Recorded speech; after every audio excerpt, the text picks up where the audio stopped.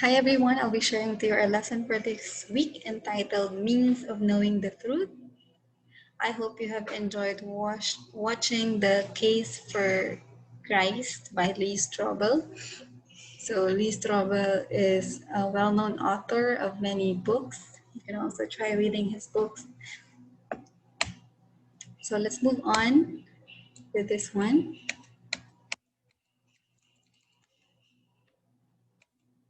So where do you base your knowledge? How do you know what to believe? And how do you know the truth? So this is called epistemology. So we have a new term, epistemology. So the term epistemology is comprised of two Greek words, epi, meaning upon, and histemi, meaning to stand. So hence, epistemology is the study of what one stands upon, or to translate, what one bases their knowledge upon. So we're asking many times, how do we prove if our worldview is right or wrong? So let's see if what we base our knowledge is viable or reliable. So epistemology is that branch of philosophy that deals with the basis for human knowledge. So there are 5 basic epistemologies. 1 is reason, 2 is experience, 3 intuition, 4 authority, and 5 revelation. So we will discuss these 5 basic epistemologies on this lesson. So number 1, reason. Reason as a way of knowing depends upon the ability of the mind to arrive at truths independent of sense experience. The technical name for this way of knowing is rationalism. Reason appeals to self-evident truths, first principles, logic, imagination, creativity, and consistency of thought as elements in its epistemological system. So last time you have read about logical consistency as tests whether a worldview is right or wrong. So this is related to that, which is reason. One easily admits that we would be lost without employing one or several of these elements in combination for guidance in our daily lives. The previous ones that I have told you, the self-evident truths, first principles, logic, imagination, creativity, and consistency of thought. Those are the elements. So we want to combine that. Yet even though great minds think alike, they also often disagree. So that's the problem. The elements of the epistemological system of rationalism by themselves do not guarantee truth. So that's the danger because um, even great minds, they vary in the way they think or the way they reason out. So it's not enough. So that's why we have 4 more. So truth is arrived at by a proper employment of the aforementioned elements requiring knowledge, experience, skill, humility, and wisdom. In other words, there is an art to rationalism. And since abilities vary, mistakes of judgment can and do occur. And number 2, experience. Experience as a way of knowing relies upon our 5 senses: sight, hearing, taste, smell, and touch. The technical name for this way of knowing is empiricism. The strength of empiricism is in its appeal to the tangible, observable, repeatable, and thus verifiable. This is the scientific way of knowing. Yet, the results of an empirical approach to truth often contradict at least what on the surface our senses seem to be telling us. For example, there's a straight stick protruding from a lake or stream that appears to bend, but closer examination, usually by feeling or touching it, the stick beneath the surface of the water reveals that our sense of sight had been fooled. So there's still a danger with experience. So a more substantial example would be that of the common perception that the earth will live on is stationary, whereas it is the sun that is busy making its way around the sky all day. But as you know, scientific empiricism reversed this misperception for us centuries ago. So yeah, we have reason and experience, but still, these are not enough. So let's continue on with the third one. But then, as an additional, rationalism and empiricism are the 2 epistemological pillars of a modern academic knowledge. Some debate on the preeminence of the one over the other exists, but few quarrel about the need we have for both of these ways of knowing. So sometimes they put experience is higher, reason is higher, but then nobody quarrel with if we combine them together. And the third one is intuition. Intuition as a way of knowing relies on an elusive sixth sense. When experienced, intuition is often immediate, certain, and sometimes overwhelming in the conviction that it communicates the truth. When reason or experience fails to provide satisfactory answers or directions, or when reason and experience are simply not cultivated, people rely upon their intuitions, or simply put, gut feelings. Have you experienced this? You feel that this is the right thing to do, and then you do it. So that's called intuition. Because sometimes being rational or empiricism is not enough, so you go with intuition also. Thus, intuition as a way of knowing presents an option to rationalism or empiricism, and in some contexts helpfully supplants those first two ways of knowing. Intuition works well for some, usually self-assured and independent types. For others, intuition as a way of knowing is a gamble, a hunch, a guess, a questionable risk.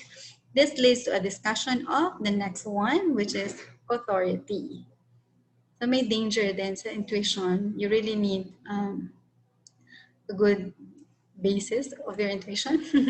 So let's move on with authority. Number 4. Authority as a way of knowing relies on qualified expertise. In a society as complex as ours, where would we be without authorities? We depend on parents, teachers, lawyers, doctors, administrators, and technicians of 1,000 kinds. In a shared world where interdependency reigns, we inevitably exercise faith in the knowledge of others. Hopefully, these others have been properly trained, executing their trade as skilled rationalists, experienced empiricists, or lucky intuitionists. Okay, so before we believe on somebody, we must check whether they are really skillful or trained in that area. The most evident problem of authority as a way of knowing occurs when two or more authorities conflict on a given issue. So that's the thing. So who is right and on what basis? Are we who are not the authorities to decide? So it's up to us to decide whose side are we on if there are two authorities speaking about an issue. So the last but not the least is revelation. Revelation as a way of knowing relies upon the initiative of God. Simply defined, revelation is the self-communication of God, an unveiling of God's person, power, plans, purpose, and principles for living the religious life. This means by which this information is communicated varies.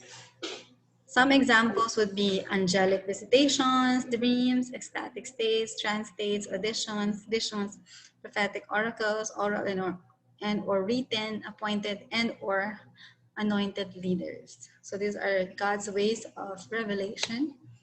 These various means reflect the divine initiative and require a human response. This response at its simplest level is called faith. Thus, revelation and faith are correlative ideas. So we have seen now the presence or the function of faith is through the revelation of God. So there are two kinds of revelation. Number one is general revelation and special revelation. These two modes of revelation differ as to their scope, specific, content, expected response, transactional basis, instrumental means, and function. But these are all from God, okay? So general revelation includes all natural modes of knowledge and comprehends our first four ways of knowing. General revelation, therefore, is a term synonymous with the term reason, at least as explained in the previous paragraph. General revelation and its synonym reason are also sometimes referred to as natural theology. So these are observable things around us. General revelation concerns God as creator in relationship to God's creatures, which we are, or the things around us. Romans 1:19-20 says, "For what can be known about God is evident to them, because God made it evident to them.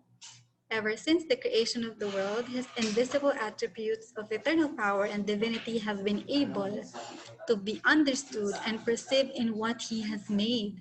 As a result, they have no excuse. So it's very clear that, yay, everybody can know God because the things around us will declare that someone supernatural or uh, powerful have made these things around us.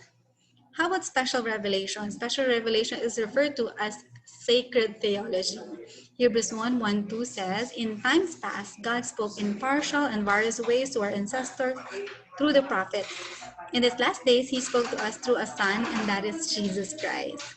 So if you would look into the Bible in Genesis, Exodus, the Old Testament, God is speaking to the prophets. But then in the New Testament, God speaks to us all through Jesus Christ. That's the special revelation.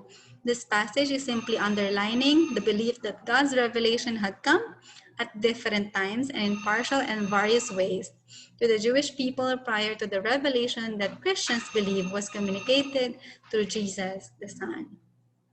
So these are the differences of general revelation and special revelation. With regard to their scope, general revelation is universal and always, while special revelation is local and occasional because there's a specific time wherein Jesus Christ came on earth and show us who God is. Specific content, the fact of God's existence, while special revelation, God's person, plans, purposes, and principles. Expected response, appreciative awareness for general revelation.